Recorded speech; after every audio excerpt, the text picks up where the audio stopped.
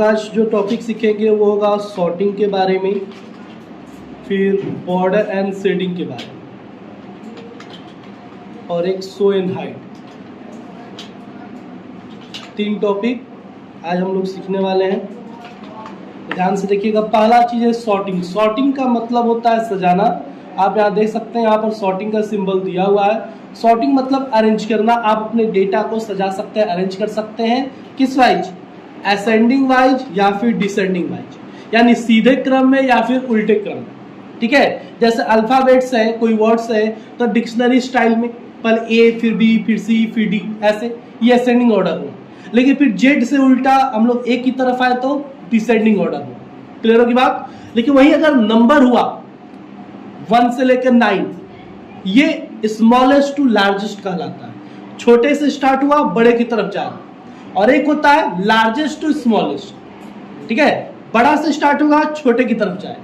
ठीक है, तो यहाँ पर असेंडिंग डिसेंडिंग या फिर लार्जेस्ट स्मॉलेस्ट करके यहाँ पर पुकारा जाता है सबको। तो सॉर्टिंग कैसे करेंगे? मान लो अगर आपने कुछ पैरा लिखा है या फिर कुछ नंबर या कुछ अपने वर्ड्स लिखे हैं, जैसे मान लो मैंने लिख दिया राम, श्याम, मोहन, सोहन, रोहन, सीता, गीता, मीता, रीता, गीता। ठीक है, ये सारे नाम है। हाँ, लेटेस्ट नाम है आजकल।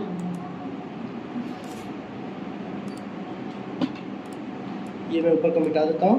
अब मैं इसे सॉर्ट करना चाहता हूँ कि सर ये असेंडिंग ऑर्डर में सज जाए, यानी जैसे डिक्शनरी होता है अल्फाबेट वाइज वैसे हो जाए। तो आप इसको सेलेक्ट कर लो, कंट्रोल ए, फिर सॉर्टिंग वाले ऑप्शन पे जाओ। सॉर्टिंग में जब जाओगे तो यहाँ पर आपसे पूछा जाएगा सॉर्ट बाई। तो ऑलरेडी यहाँ पर देखो पैरा और हेडिंग फील्ड है, तो आप पैरा ही रहने दो। और यहाँ पर टाइप आपसे पूछा जाएगा क्या टेक्स्ट है, नंबर है, डेट है, तो टेक्स्ट है ये। और असेंडिंग है डिसेंडिंग, तो असेंडिंग मुझे करना है सीधे क्रम में। उल्टे क्रम में करना होगा डिसेंडिंग, तो डिसेंडिंग करेंगे चूज और ओके कर देंगे। यहाँ पे देखो सज चुका है, पहले जी आया, फिर क्या आया, फिर M, M, R, R, R, S, S, S हो रहा है, सज गया। वही डिसेंडिंग ऑर्डर में करें तो मैंने फिर क्लिक किया, बस डिसेंडिंग ऑर्डर पे क्लिक करूंगा, ओके। फिर देखो पहले एस आया, फिर आर, फिर एम, फिर के, फिर जी हो जाएगा।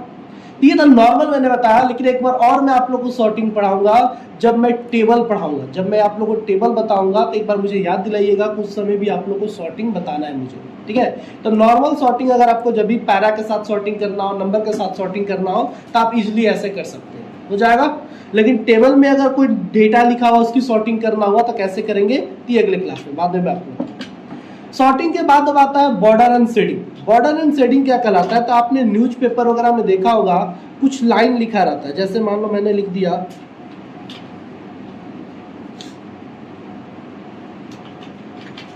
बक्सर बिहार, मैंने इसको सिलेक्ट किया, बड़ा किया। अब मैं चाहता हूं कि इसको बॉक्स में, ग्राउंडेड बॉक्स में रखूं, रेक्टेंगल बॉक्स में रखूं, यानी चारों तरफ से इसको बॉर्डर दे दूं। तो बॉर्डर देने के लिए क्या करेंगे? टेक्स्ट को सेलेक्ट करेंगे। ध्यान से समझिएगा, इसमें कई पैमाने होते हैं, अब बच्चे यहीं पर गलती कर देते हैं। टेक्स्ट को सेलेक्ट करेंगे, बॉर्डर इफेक्ट देखो यहाँ पर दिया हुआ, इसमें से आप जाओ कोई भी एक बॉर्डर चूज करो। तो आपको बॉर्डर देना, तो आप कौन सा बॉर्डर लो? ऑल बॉर्डर लो। तो अगर आप ऑल बॉर्डर लेते हो तो देखो पूरी एक लाइन के बराबर बॉर्डर आ चुका है। लेकिन अगर आपको सिर्फ जितना आपने सेलेक्ट किया उतने दूर का ही बॉर्डर चाहिए, तो आपको क्या करना होगा? पहले से यहाँ पर आकर नो बॉर्डर कर दो। यहाँ पर नो बॉर्डर है, बॉर्डर हट गया। आपको बस उतना ही बॉर्डर लेना है जितना कि आपने टेक्स्ट सेलेक्ट किया है। तो आप क्या करेंगे? आप इसी बॉर्डर वाले ऑप्शन पे क्लिक करेंगे, नीचे चले आएंगे, देखेंगे तो बॉर्डर एंड शेडिंग का ऑप्शन दिया हुआ है। बॉर्डर एंड शेडिंग पे क्लिक करेंगे, आपको यहाँ से अलग अलग तरह के स्टाइल भी मिल जाएंगे। किस तरह का आपको बॉर्डर का जो आउटलाइन होता है वो किस तरह का चाहिए आप चूज कर सकते हैं यहाँ से। तो वो बहुत अलग अलग तरह का दिया हुआ है। तो मान लो मैं एक सिंपल ही फिलहाल लेता हूँ, थोड़ा डार्क लूंगा, ये वाला मैंने पॉइंट चूज किया। अब उसका कलर, अगर बॉर्डर का जो आउटलाइन है उसका कलर आपको चेंज करना है तो आप यहाँ से कलर ले सकते हो। मैंने ब्लू कलर ले लिया। और आउटलाइन की वेट यानी उसकी मोटाई कितनी होगी आपको वो चूज करना है तो यहाँ से बढ़ा सकते हो। मैंने ले लिया 6 pt कर दिया। 6 pt बहुत ज़्यादा हो जाएगा, मैंने 4.15 करने दिया।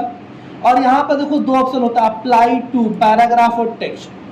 तो यहाँ ध्यान देना है, अगर आप पैराग्राफ चूज करते हो तो वही पहले की तरह पूरे एक लाइन के बराबर आएगा या पैरा के बराबर आएगा। ठीक है, लेकिन अगर मैं टेक्स्ट चूज करता हूँ तो जितना मैंने सेलेक्ट किया है ना सिर्फ उतने का बन। आप यहाँ पर टेक्स्ट चूज कर लो और ओके कर दो, बन गया बॉर्डर। अब इसको मैं चाहूँ तो सेंटर में भी कर सकता हूँ, बॉर्डर बन गया है मेरा।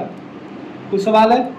अब बॉर्डर बनने के बाद मुझे उसके बैकग्राउंड में यानी अंदर कलर फिल करना है, बॉर्डर के अंदर कलर फिल करना है। जो मेरा सेल बना है बॉर्डर की तरह उसके अंदर कलर फिल करना, तो उसको बोलते हैं शेडिंग। ठीक है, तो शेडिंग कैसे करेंगे? तो शेडिंग के लिए भी आप अपने टेक्स्ट को सेलेक्ट कर लो ऐसे, उसी के बगल में देखो यहाँ पर ये वाला जो कलर देता है ना, ये शेडिंग कलर आप यहाँ से चूज करते हो तो देखो पूरे एक लाइन के बराबर शेडिंग आ रहा है। पहले की तरह जिससे बॉर्डर हो रहा था वैसे ही हो रहा है। तो आप क्या करोगे, यहाँ से शेडिंग अगर आपको पूरे एक लाइन के बराबर देना होगा तो दो, आपकी मर्जी। लेकिन आपने जितना बॉर्डर बनाया है या जितना टेक्स्ट सेलेक्ट किया उतना दूर अगर आप बॉर्डर चाहते हो तो फिर से आप बॉर्डर वाले ऑप्शन में ही आओ और यहाँ पर आपको दिखेगा बॉर्डर एंड शेडिंग, लास्ट में दिख रहा है, क्लिक कर दो। तो पहला टैब तो आपको बॉर्डर का था, यहाँ पर देखो बॉर्डर लिखा हुआ है, बॉर्डर आप सेट कर लिए। अब आपको शेडिंग यूज करना है तो शेडिंग देखो लास्ट में दिया हुआ है, उसके बीच में पेज बॉर्डर है, शेडिंग है। तो पेज बॉर्डर बाद में बताऊंगा, शेडिंग ऑप्शन पे क्लिक कर दो। शेडिंग में आओगे तो आपसे कहेगा कलर चूज करने के लिए, आप कलर एक चूज कर लो। मान लो मैंने यहाँ पर येलो कलर ले लिया। फिर आपसे कहेगा पैटर्न, अगर कोई पैटर्न देना चाहो तो दे सकते हो, इसमें अलग अलग तरह के पैटर्न, कलर और इफेक्ट दिए हुए। मुझे नहीं लेना, मैं छोड़ दूंगा।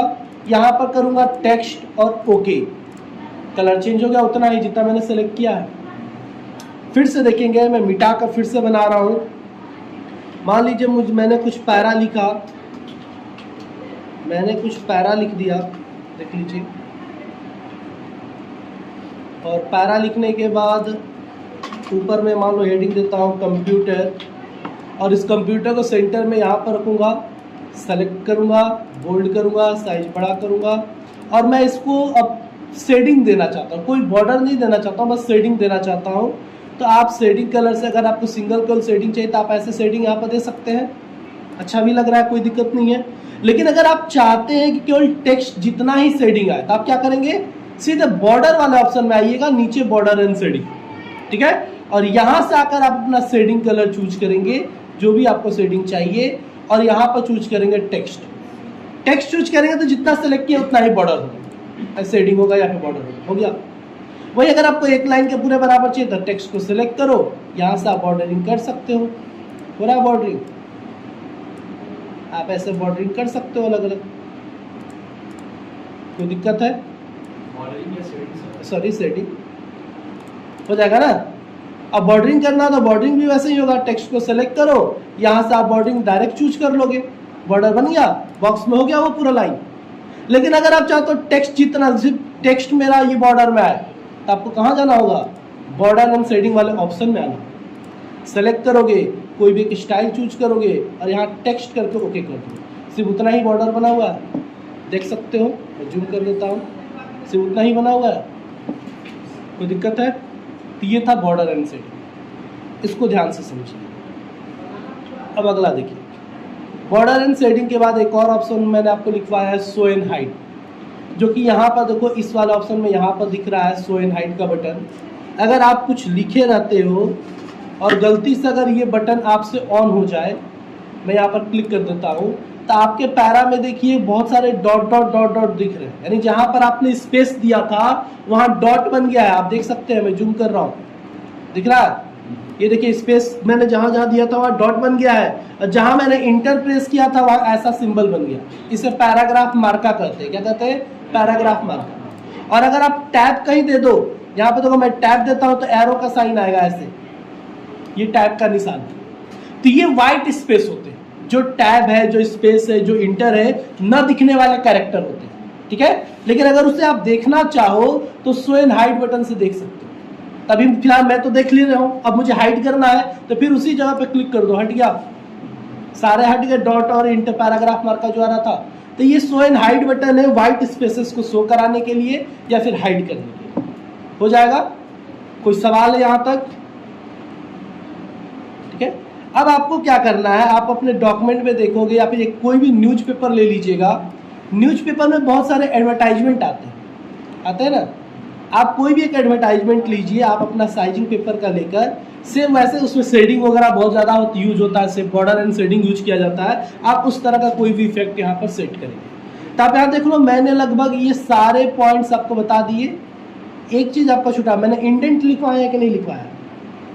इंडेंट लिखवा दिया है, लेकिन समझाया नहीं है, आप लोगों ने बोला भी नहीं ना, बहुत पहले का खत्म हो गया है इंडेंट। चलिए देखिए इंडेंट, इंडेंट क्या होता है इस पैरा में, देखो यहाँ पर इंडेंट दिया हुआ है, ये 2 पॉइंट इंडेंट है। इंडेंट क्या होता है, बहुत इंपॉर्टेंट रोल है इंडेंट का। अब इंडेंट कहने का मतलब कभी आपने सोचा है, जैसे मैं पेपर को छोटा कर रहा हूं, आप जब भी लिखते हो तो वो इसी जगह से क्यों लिखता है, वो यहां से क्यों नहीं लिखता है ना, और आपका लाइन यहां पर ही क्यों खत्म होता है, लिख कर देखिए, मैं लिख रहा हूं देखिए, वो लाइन वहीं पर क्यों खत्म हुआ, इधर क्यों नहीं आ, तो ये पैमाना है आपके इंडेंट का। 2 कारण होते हैं इसके पीछे, एक तो मार्जिन, आपने इतना ये एरिया जो ब्लैक एरिया दिख रहा है ना यहाँ पर स्केल पर रूलर के ऊपर, ये मार्जिन वाला एरिया है, तो मार्जिन एरिया में कुछ राइट नहीं किया जाता, यहाँ ये लेफ्ट मार्जिन और इधर राइट मार्जिन, ठीक है। मार्जिन के अलावा मार्जिन एरिया में भी लिख सकते हैं, लेकिन सबसे ज्यादा इंपॉर्टेंट चीज है यहाँ पर आपका ये इंडेंट। मैं दिखाता हूँ मैग्नीफाई करके, मैं मैग्नीफायर ओपन कर लेता हूँ ताकि आप लोगों को दिखे।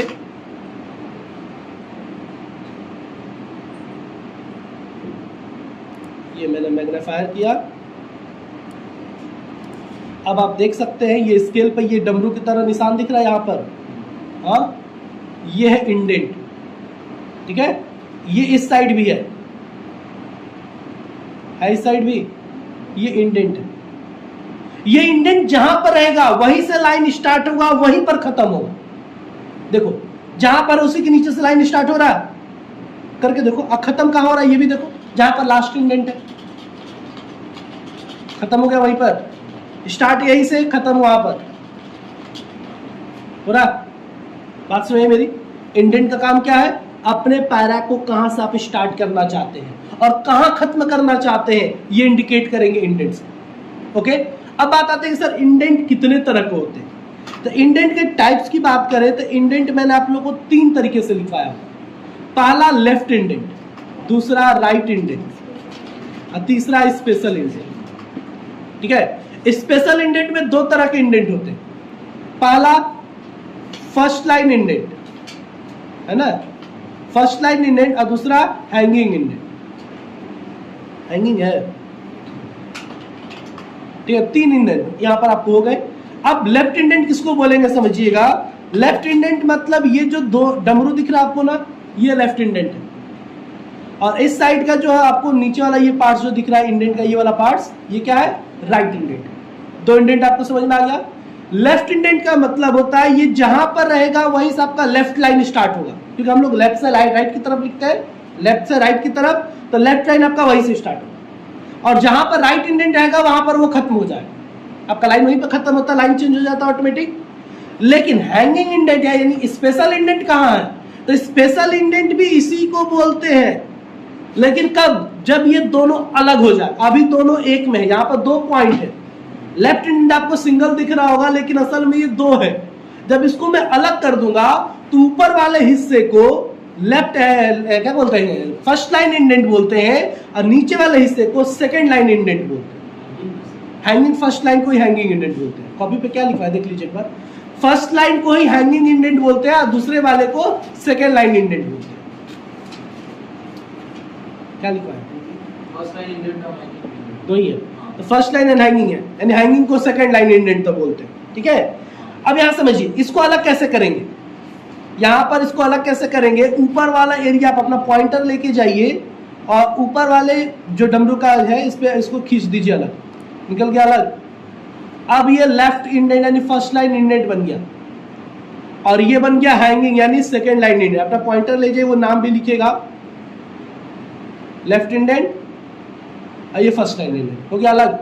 अब इसका मतलब क्या हुआ, फर्स्ट लाइन इंडेंट जहां पर है वहां से आपके पैरा का पहला लाइन स्टार्ट होगा, जैसे आप कॉपी वगैरह पर अक्सर लिखते हो,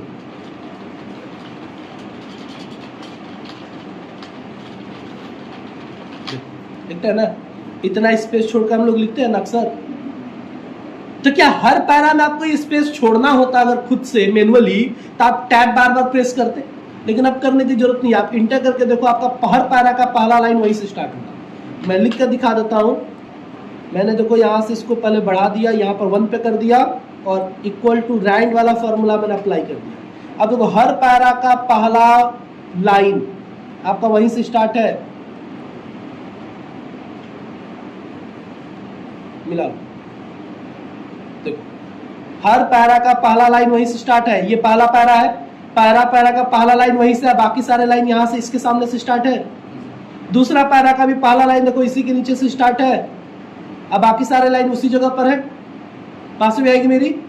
अगर इसी को आप कंट्रोल ए करो और फिर से आप चेंजेस कर दो, कंट्रोल ए करने के बाद ये लेफ्ट वाले यानी फर्स्ट लाइन इंडेंट को खींचकर इसी के ऊपर ला दिए, फिर पहले की तरह हो गया।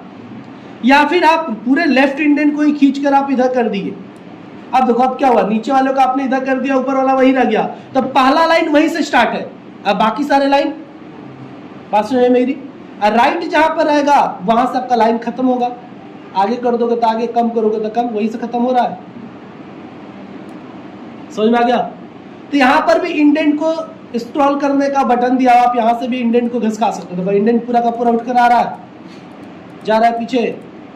तो मुझे सबसे ज्यादा इजी होता है पॉइंटर के थ्रू ही, मैं अपना पॉइंटर लेता हूँ और स्क्रॉल करके मुझे जहां रखना होता है मैं ले जाकर वहां पर पॉइंट अपना इंडेंट को रख देता हूँ इजिली, है कि नहीं। दोनों इंडेंट डिवाइड भी हो जाता है इजिली, क्योंकि वहां से हम लोग तो डिवाइड तो कर नहीं सकते हैं। होगा कि नहीं होगा? सर ऐसा नहीं हो सकता है पैराग्राफ का जो पहला पैराग्राफ है उसका फर्स्ट लाइन नॉर्मली स्टार्ट, उसके बाद वाले सारे एकदम होगा, क्यों नहीं होगा। आप लिखते जाओ, डॉक्यूमेंट बनाते जाओ। ऐसा मैंने कर दिया, सारा नॉर्मल की तरह भी फिलहाल है, मुझे सिर्फ सेकेंड लाइन को वैसा करना है। तो जब सिर्फ एक वर्ड यानी एक पैरा में मुझे चेंजेस करना है तो कोई इंडेंट सेटिंग नहीं, केवल आप टैप कर दो काम हो गया, केवल टैप कर दो काम हो गया। लेकिन अगर आपको बार बार इस तरह के काम करने पड़ रहे हैं तो हम वहां पर इंडेंट की सेटिंग करेंगे। तो हम वहां पर जैसे मान लो मुझे सिर्फ इस पैरा में करना है चेंजेस, तो मैं इस पैरा के पास आ गया और अपने इंडेंट को यहाँ पर खिसका दूंगा, सिर्फ उसी का खिसका है, बाकी किसी का देखो नहीं गया है आगे, सिर्फ उसी का गया है। लेकिन मान लो मुझे 10 पैरा में ये काम करने तो मैनुअली ऐसे ही करना पड़ेगा। लेकिन अगर सब में ये काम करने हैं तो क्या करेंगे, इंडेंट की सेटिंग कर दीजिए पहले ही, बनाने से पहले हो जाएगा। तो ये बहुत इंपॉर्टेंट है। आप कोई भी बुक ओपन करके देखिएगा, इंडेंट के साथ ही कोई चीज लिखा जाता है। मैं जूम कम कर देता हूं, अब आप देख लो यहाँ पर आपका डॉक्यूमेंट। फिर से जब भी हम लोग कुछ लिखेंगे तो देखो हम लोग नॉर्मली ऐसे लिखते हैं, है कि नहीं।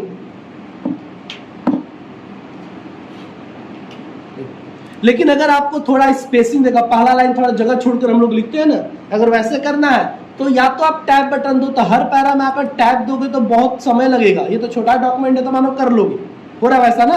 लेकिन मैं आपको सजेस्ट करूंगा कि आप क्या करो, अगर कंट्रोल ए कर लो, सारा पैरा सेलेक्ट हो गया एक बार में, और उसके बाद इंडेंट ऊपर वाले इंडेंट को खींच कर ला कर सब में सेटिंग हो गया एक बार में, फर्स्ट लाइन इंडेंट आ गया। अब जहां पर पहला लाइन है फर्स्ट लाइन इंडेंट, वहां से आपका हर पैरा का पहला लाइन स्टार्ट होगा। अगर आप कोई न्यू डॉक्यूमेंट बना रहे हो तो ये सेटिंग पहले ही कर लो। जब कोई न्यू डॉक्यूमेंट बना रहे हो तो इंडेंट को पहले ही इस जगह पे ला दो, ला दिए। अब डॉक्यूमेंट बनाओ, देखो डॉक्यूमेंट में लिख रहा हूँ, वही से स्टार्ट हो रहा है, राइट की तरफ खत्म होगा और सेकंड से स्टार्ट हुआ, बाकी पैरा कहाँ से स्टार्ट होगा, बाकी लाइन सेकंड से स्टार्ट हुआ, हो रहा है। और वही मैं इंटर कर दूं तो देखो सेकंड पैराग्राफ भी वही से स्टार्ट हुआ, ऊपर वाले की तरह ही। तो दिक्कत है, तो यहां तक आप चेक कर लोगे अगले क्लास में, कल के लैब में यहां तक आप कंप्लीट कर लोगे। अब आपका 2 दिन एक दिन का क्लास और रहेगा जिसमें स्टाइल पढ़ेंगे, फिर ये एडिटिंग ग्रुप, आपका होम टैब खत्म हो जाए एक दिन की क्लास में।